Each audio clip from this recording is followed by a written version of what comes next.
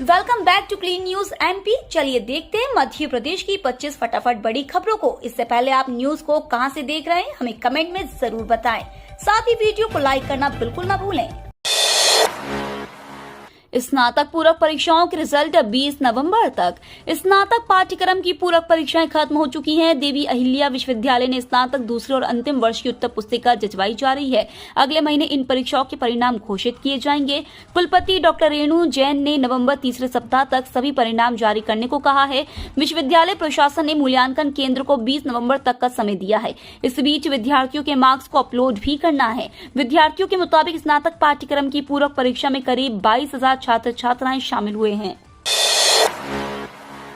MP के 4 लाख से अधिक हितग्राहियों को धनतेरस पर पीएम मोदी ने कराया गृह प्रवेशम। मध्य प्रदेश के 4.5 लाख हितग्राहियों को दिवाली से पहले धनतेरस पर प्रधानमंत्री नरेंद्र मोदी ने आवास का तोहफा दिया। उन्होंने कार्यक्रम में वर्चुअली जुड़कर हितग्राहियों का गृह प्रवेशम कराया। प्रधानमंत्री ने इस मौके पर कहा कि हम जो आवास दे रहे हैं वो सिर्फ इन गरीबों के लिए आवास नहीं है, बल्कि ऐसा किला है जो गरीबी को उनके जीवन में फिर प्रवेश नहीं करने देगा। पीएम मोदी ने कहा कि आज जब टैक्स पेयर का पैसा सही जगह उपयोग होता है तो वे खुश होते हैं, लेकिन जब ये मुफ्त की रेवड़ियां बांटने में खर्च होता है तो उन्हें दुख होता है। मुझे कई टैक्स पेयर ने पत्र लिखकर अपनी तकलीफ बताई है। बरकतुल्लाह विश्वविद्यालय के 70,000 विद्यार्थियों को मिला उत्तर पुस्तिकाओं के पुनर्मूल्यांकन कराने का मौका। बरकतुल्लाह विश्वविद्यालय ने स्नातक के 70,000 विद्यार्थियों को पुनर्मूल्यांकन कराने का मौका दे दिया है। ये प्रथम वर्ष के हैं जिन्होंने राष्ट्रीय शिक्षा नीति के तहत परीक्षा दी थी।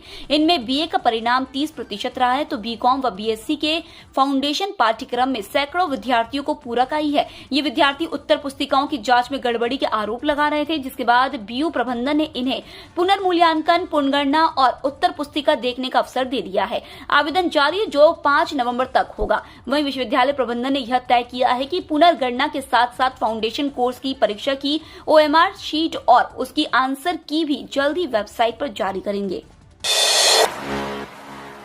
शिक्षकों के लिए 14,225 पदों पर निकली है भर्ती प्रक्रिया शुरू। युवाओं के लिए शिक्षक बनने का सुनहरा मौका है। अलग अलग राज्यों में 14,225 पदों पर शिक्षकों की भर्ती निकली है। आवेदन की प्रक्रिया शुरू हो गई है और अंतिम तिथि 10 नवंबर है। इच्छुक और योग्य उम्मीदवार आयोग आधिकारिक वेबसाइट के माध्यम से आवेदन कर सकते हैं।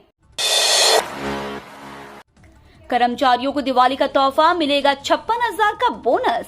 दिवाली से पहले कर्मचारियों को सौगातें मिलने का सिलसिला जारी है। इसी कड़ी में एक ब्रिटिश कंपनी ने बोनस का ऐलान किया है।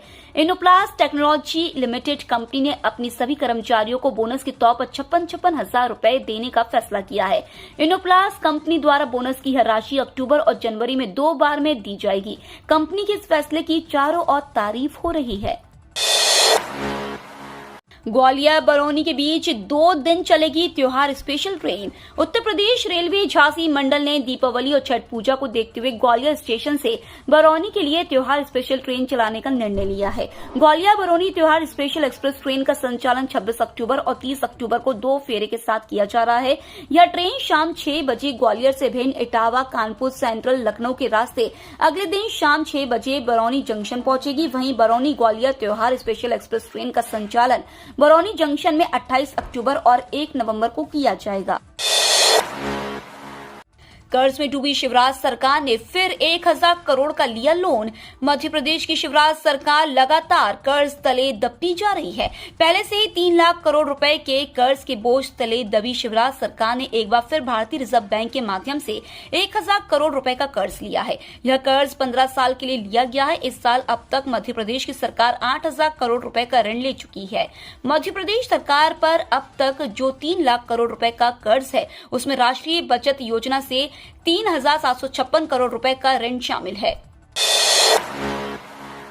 किसानों के लिए जरूरी खबर, नहीं आई 12वीं किश्त तो यहां करें संपर्क। पीएम किसान सम्मान निधि योजना के 12 करोड़ 50 लाख लाभार्थी किसानों के लिए अच्छी खबर है।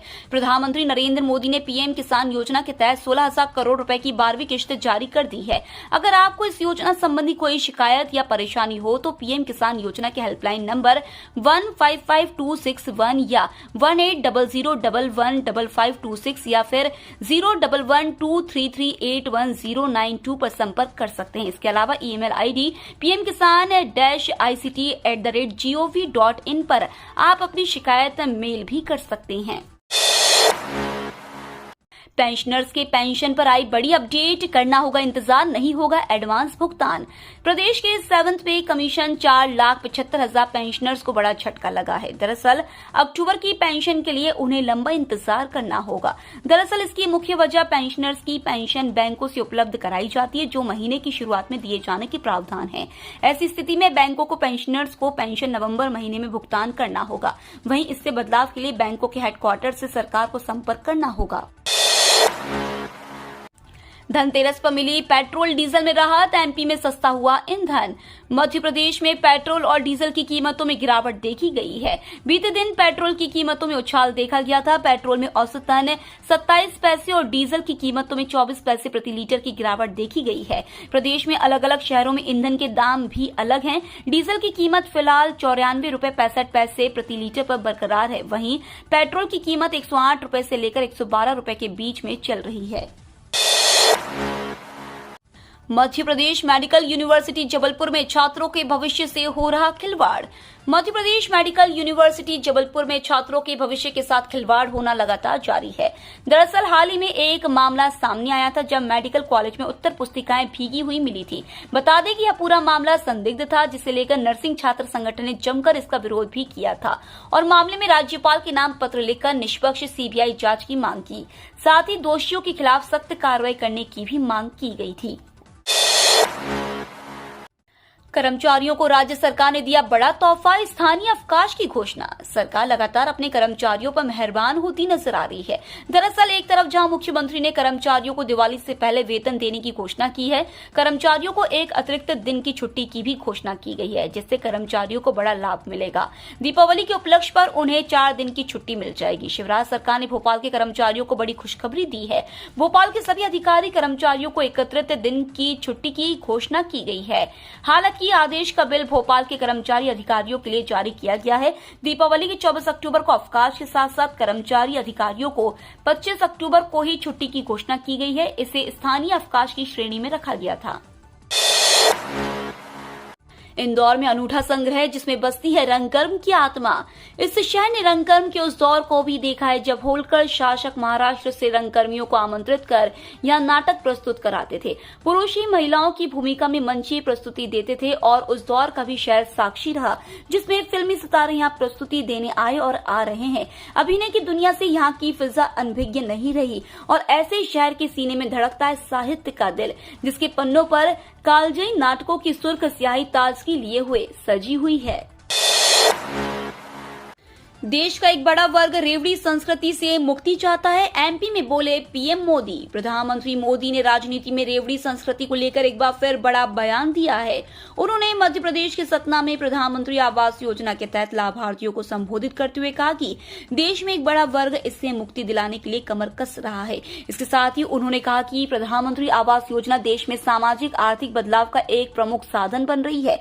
पीएम मोदी ने आगे कहा कि पहले गरीबों के लिए घर का आवंटन होने के बाद शौचालय अलग बनाना पड़ता था, पानी गैस के लिए सरकारी कार्यालयों के चक्कर काटने समेत रिश्वत देनी पड़ती थी। बिजली उपभोक्ताओं के लिए जरूरी खबर, 4 संभागों को मिलेगा लाभ। मध्य प्रदेश के बिजली उपभोक्ताओं के लिए काम की खबर है। बिजली फॉल्ट एवं बिल संबंधी शिकायतें टोल फ्री नंबर 1912 और 07552551222 के साथ ही मोबाइल ऐप उपाय पर भी दर्ज होगी। इस ऐप से सीधे उपभोक्ता अपनी शिकायत कॉल सेंटर में दर्ज करा सकते हैं। रीवा सड़क हादसे पर मुख्यमंत्री योगी ने जताया शोक, आर्थिक मदद का ऐलान। मुख्यमंत्री योगी आदित्यनाथ ने मध्य प्रदेश के रीवा में हुए सड़क हादसे पर दुख व्यक्त किया है और मध्य प्रदेश के मुख्यमंत्री शिवराज सिंह चौहान से दुर्घटना में घायल लोगों का समुचित उपचार कराने का अनुरोध किया है। मुख्यमंत्री योगी ने मृतकों के परिजनों को 2 लाख रुपए एवं गंभीर घायलों को 50,000 रुपए सहायता दिए जाने के निर्देश दिए हैं।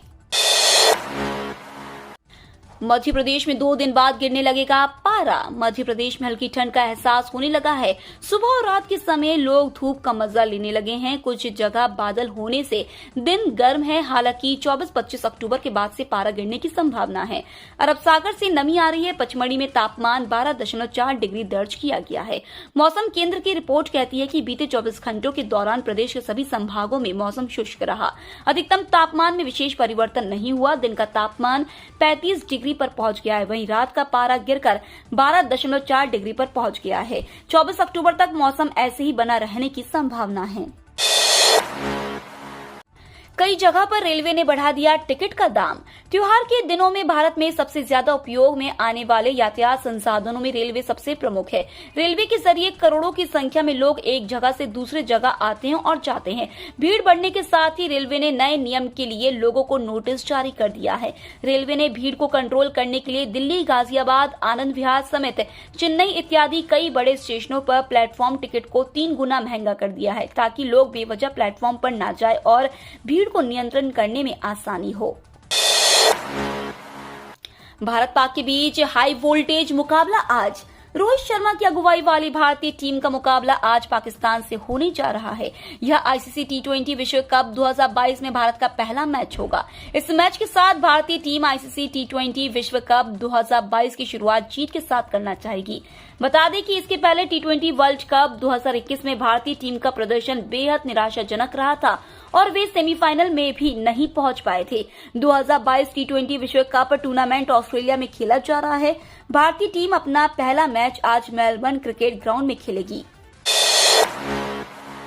एनटीए ने यूजीसी नेट फेज 4 की आंसर की जारी की। 2 दिन में दर्ज कराए आपत्ति। यूजीसी ने परीक्षा का आयोजन 8, 10, 11, 12, 13 और 14 अक्टूबर 2022 को किया गया था। आंसर की के आधार पर आपत्ति दर्ज कराने के लिए विंडो 24 अक्टूबर 2022 तक खुला रहेगा।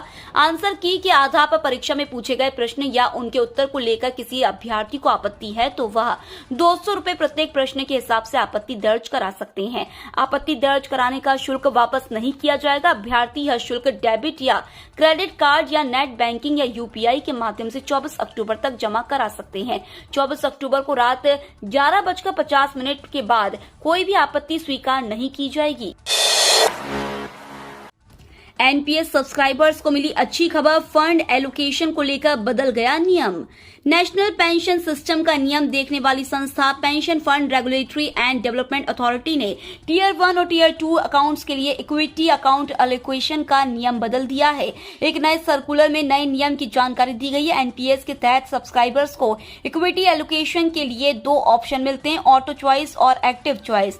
नए नियम के मुताबिक अब सब्सक्राइबर्स 51 साल की उम्र तक पहुंचने के बाद एक्टिव चॉइस के तहत टीयर 1 अकाउंट में अपना 75% फंड इक्विटी में डाल सकेंगे।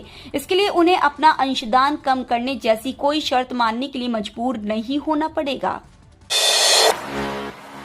दिवाली से पहले एसबीआई ने दिया बड़ा तोहफा। अब खाता धारकों को होगा फायदा। देश के सबसे बड़े सरकारी bank state bank of India ने अपने ग्राहकों को बड़ा तोहफा दिया है। बैंक ने फिक्स्ड डिपॉजिट पर ब्याज दरें बढ़ा दी हैं। अब एसबीआई में डिपॉजिट के रूप में पैसे रखने पर अधिक ब्याज मिलेगा। एफडी पर बढ़ी हुई ब्याज दरें 22 अक्टूबर 2022 से प्रभावी हुई।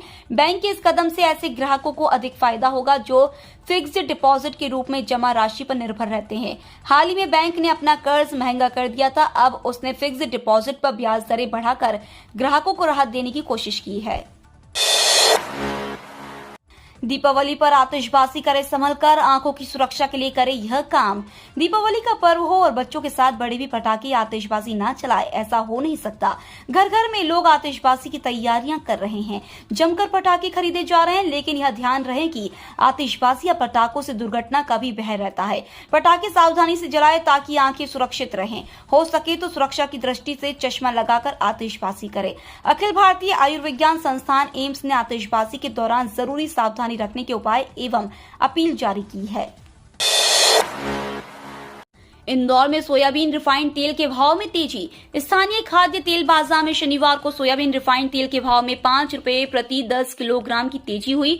तिलहन सरसों 5800 से 6000, सोयाबीन 4200 से 5100 रुपए प्रति क्विंटल, मूंगफली तेल 1610 से 1630, सोयाबीन रिफाइंड तेल 1315 से 1320, सोयाबीन सॉल्वेंट 1280 से 1285, पाम तेल 1030 से 1035 रुपए प्रति 10 किलोग्राम, कपासिया खली इंदौर 2000, कपासिया खली देवास 2000, कपासिया खली उज्जैन 2000, कपासिया खली खंडवा 1950, कपासिया खली बुरहानपुर 1950 रुपए प्रति 60 किलोग्राम बोरी, कपासिया खली अकोला 2950 रुपए प्रति क्विंटल। ब्याज दरों में लगातार वृद्धि की उम्मीदों से सोने के भाव गिरे। फेड की ब्याज दरों को लेकर आक्रामक मौद्रिक नीति के रहते अमेरिकी बेंचमार्क ट्रेजरी यील्ड 4.2% के स्तरों पर पहुंच चुकी है। यह 15 साल का उच्चतम स्तर है। ट्रेजरी यील्ड में तेजी रहने से अमेरिकी डॉलर, जो सोने की विपरीत दिशा में चलता है, लगातार 20 सालों की ऊंचाई पर मंडरा रहा है। मजबूत अमेरिकी बॉन्ड यील्ड और डॉलर के सामने सोने की कीमतों में गिरावट बनी हुई है और कामेक्स वायदा बाजार में सोने के भाव $1,630 प्रति औंस के नीचे फिसल चुके हैं, जो 2 सालों का निचला स्तर है। ये तो थी आज की 25 फटाफट बड़ी खबरें। अगर आपको न्यूज पसंद आई हो तो चैनल को सब्सक्राइब करना ना भूले। धन्यवाद।